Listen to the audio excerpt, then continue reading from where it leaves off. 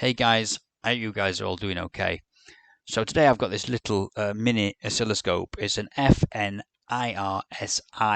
138 Pro Oscilloscope, and we're going to pitch it against the Siglent SDS1104X-E, not because you can even really class them in the same sort of area of quality, but I want to see how accurate the small one is, because at the end of the day, oscilloscope's all about accuracy. You might lose some features for only paying 27 quid, but if it's telling you something is 50 hertz, then it should really be 50 hertz, and that's what we're going to look at here today to see whether it's worthwhile you purchasing one of these.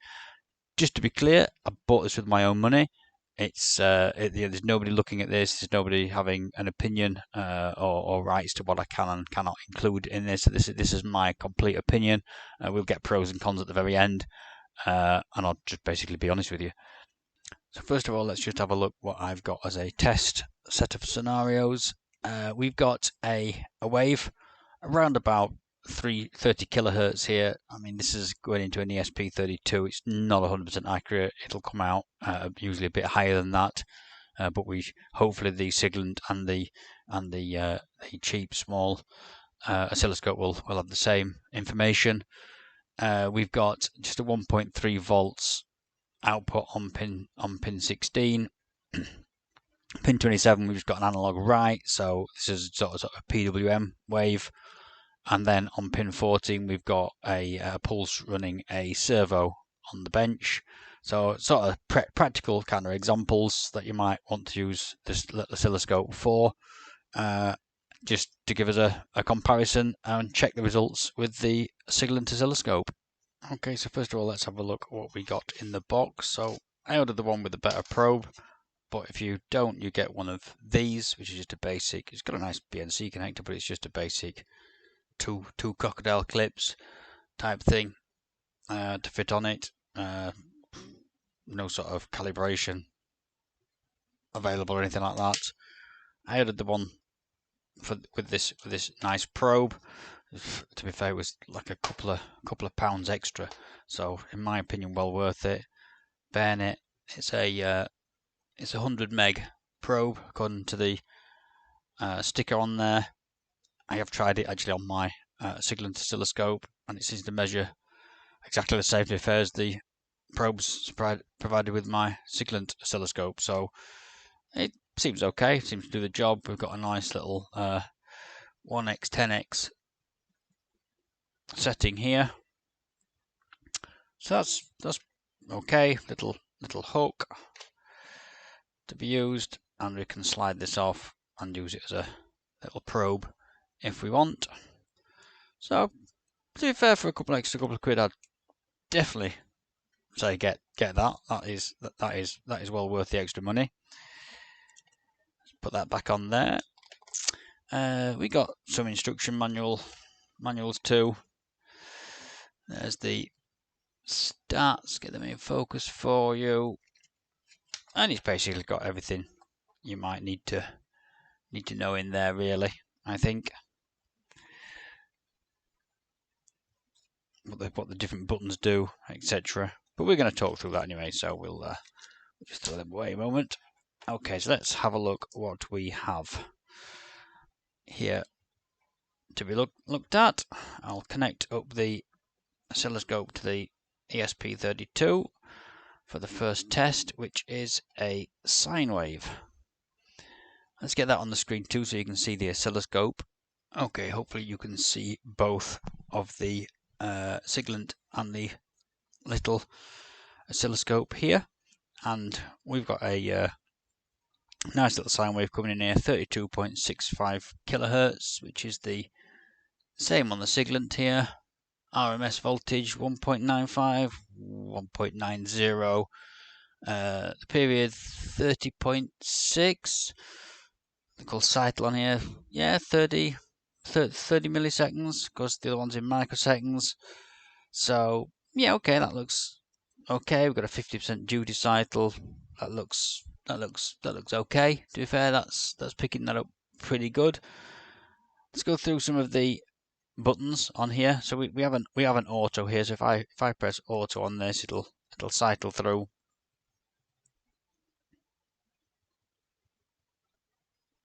that, and eventually it will get the waveform.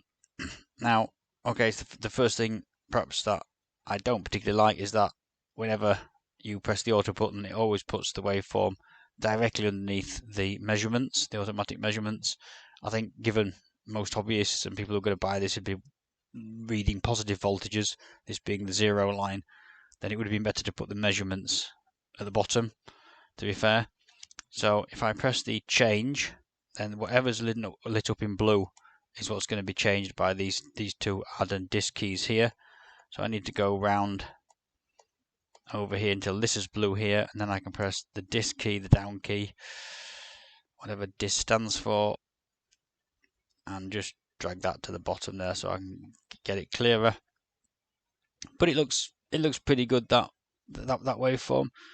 I think if I'm critical, and I am being critical here because I'm not sure I'd expect to do this, but if I add onto my circuit board a servo, so it's creating a little bit of interference that's directly run off the ESP32 on my board, you can see on the screen here at this top end, we can see that we've got on the Siglents picking up some interference from that servo, but of course we can't see that here on this particular device. And if I change this and make it go to 500 millivolt, which is the same setting as the Siglent, then I can see it's probably jumping about a bit. It's not quite as clear as it was. Let's pull the servo out of the thing. It's still jiggling about still, but the Siglent's cleared itself up. So I think I know that's been overcritical, but I can see the shape of the signal, but I can't see that little bit of disruption. I think it would have to be a greater bit of interference before it would actually start showing me what that was. I think I'll have to point out the second thing I don't like about this, and that would be that it always starts up in X1 mode, whereas we normally switch everything to X10. So you've got to always set that, and you do that when it's on the voltage bit here by pressing the OK button and holding. Let's change to X1, X10. So that's perhaps one thing I don't like about it. There's many good things I do like about this, and cost, value for money, nice probe. There are some good things. I'm not saying don't buy it because of this. I'm just pointing out what the things I see, and I've used this for now maybe 4 hours. But I think that's pretty good for the sine wave. Let's move on to the next test. So the next test is if I recall rightly, the 1.3 volts test. So if I put that into the next bit on the ESP32, and we see that we've got 1.3 volts. It's about right. It's about right. There you go. That's measuring that 1.3 volts RMS here on the Siglent. So happy with that one. That's not bad. We can set the trigger points up over here. So this is the trigger. So let's see if we can do that on the next one. So the next test is just a pulse width modulation. If I get that pin in there. Okay, so let's press. What can we do with this? We'll press auto on the Siglent, and we'll press auto on this one. Even though we'll have to move it down again. It immediately jump to the top of the middle of the screen again. And there you go. That's the thing. It set the trigger, which is quite nice. It's chosen 2 volts on the vertical, and on the horizontal it's chosen 500 microseconds. The Siglent's chosen 500 microseconds too, but it's chosen 1 volt to display. Let's bring this down. So I'm gonna have to go all the way around, press this quite a few times, change a button to get this one to go blue. Bring this down again. But I think that's clear. What I'm going to do is I'm going to just increase the horizontal, decrease the horizontal bit so we can see and measure that. So we're saying we've got a 1 millisecond cycle. I can't remember what I actually set this to. We've got a frequency of 1 kilohertz, which is basically what the Siglent says. We've got RMS 1.31, 1.3 volts.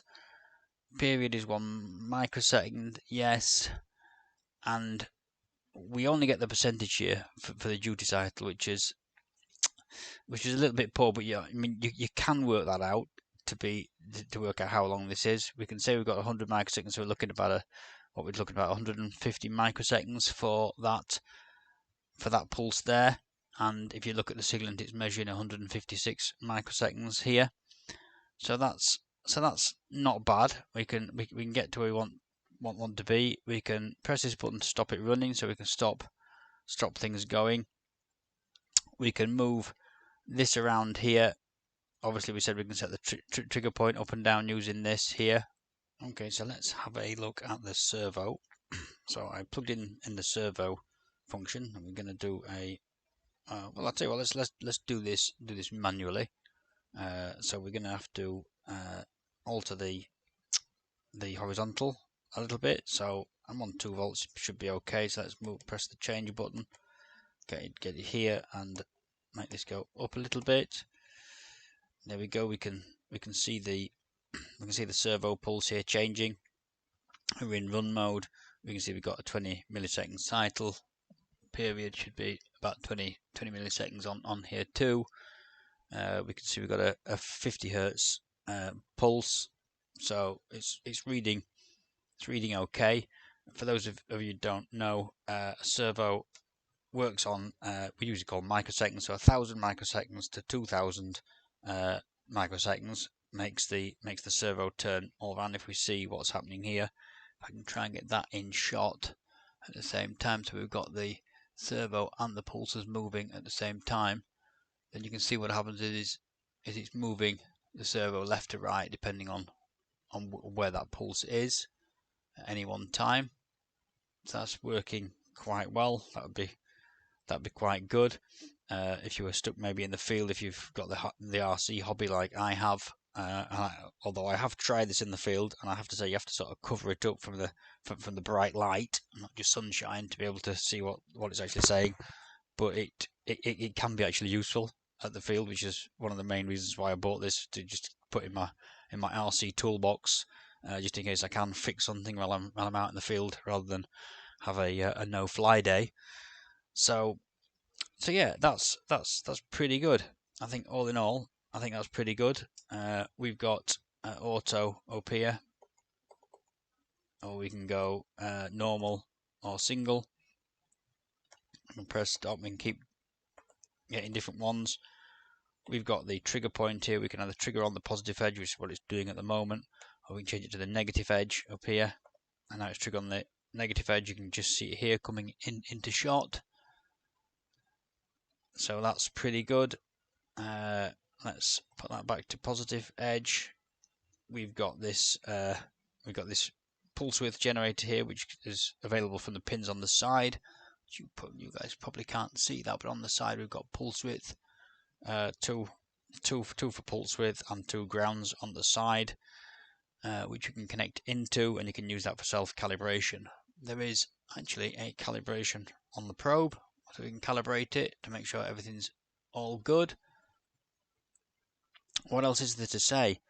I think I already said I don't like the fact it always starts up in X1, but a beauty about it starting up in X1 is that if you use the X1, then you can actually get more resolution on your low voltages for these low voltage circuits. We tend to stick to X10 normally, but maybe for something like this, maybe X1 is better, because like I say, you get this better resolution on these voltages. So maybe that's why it defaults to X1. So maybe I'll take that back. Maybe it's actually a con, not a pro.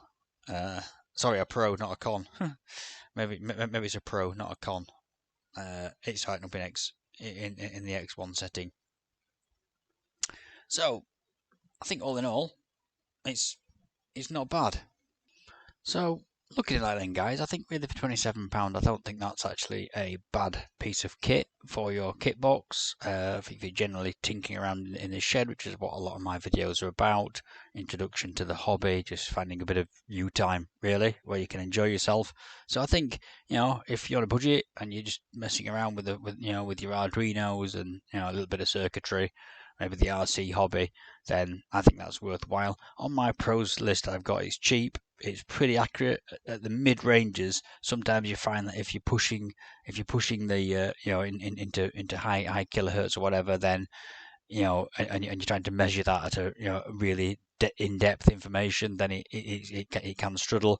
But as long as you choose like sort of two milliseconds, per division, then you're usually okay, and it starts to measure it. You can usually get, I guess the rule of thumb is if you can't see a nice formed wave on the screen, what you'd expect to see, then you can't rely on the actual automatic values that it's creating. So you need what you can see now, a nice sort of signal presented on the screen, and then when you've got those settings like that, then you can rely on the results that it's giving you. That's worthwhile noting. And the probe is very nice. For the extra couple of quid, guys, just get the probe. The probe is just, it's for a couple of quid, man. Jesus, it's fantastic. So yeah, so that's highly recommended. Cons, just to go over them again. I don't like the way that when you press the auto button down here, that it always puts the signal form over top of the measurements sort of thing. So this kind of interfere with each other. The measurement should have been brought to the bottom of the screen when you press auto. I mentioned it's bad outdoors. It's not unreadable. You've just got to cover the light from it and put it in the shade like an old mobile phone you would have had to do, sort of thing. There's a lot of button presses to get where you want to be, but I've got to be honest, after you've used it a bit, you kind of automatically get to know how many times to press the button to get to be where you want to be, if that makes sense. So while there's a lot of button presses when you're changing the different settings to go around the screen, then like I say, you kind of get used to it after a period of time.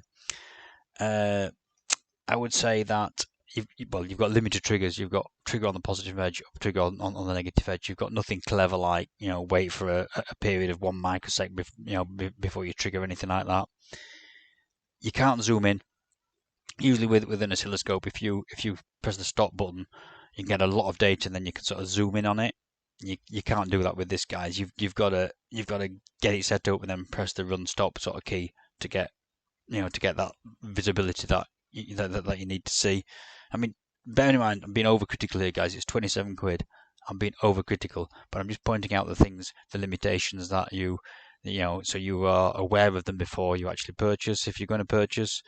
I'd say there's no battery indicator, but honestly, guys, I charged it once when I first got it. I've done all my research, which is at least 4 hours, and recording this video, it's probably took me an hour or so, and it's still working on one charge. So although there's no battery level indicator, guys, it's got more than enough use for what I think people are going to use it for in between charges. So that doesn't bother me. I'd mentioned before it doesn't remember that it was last set up in X10 when you first switch it on. But actually, having used it a little bit more, I find that X1 is probably better for the sort of hobbyist. RC hobby, you're using low voltages, less than 10 volts sort of thing. So I'm going to take that one back and move it. It's okay. I'm gonna scrub that one. They're the things that I've noticed, guys. I think a well worthwhile bit of kit for your kit box. In summary, there's nothing that I've seen here that would put me off buying this. It's not a Siglent, it's not a £500 scope, obviously, but if it's just for the kit bag, something to have a look at something in the middle of the field. Maybe you've got a servo issue. If you're into the RC hobby, you've got a servo issue. Is it getting a signal? Is it not? Is it a blown servo? Is there something else going on? A wiring fault, whatever? That would be able to diagnose those sort of issues at the field and potentially give you a proper fly day. So I think that's all I can say about that one, guys. You guys take care, and I'll see you on the next one.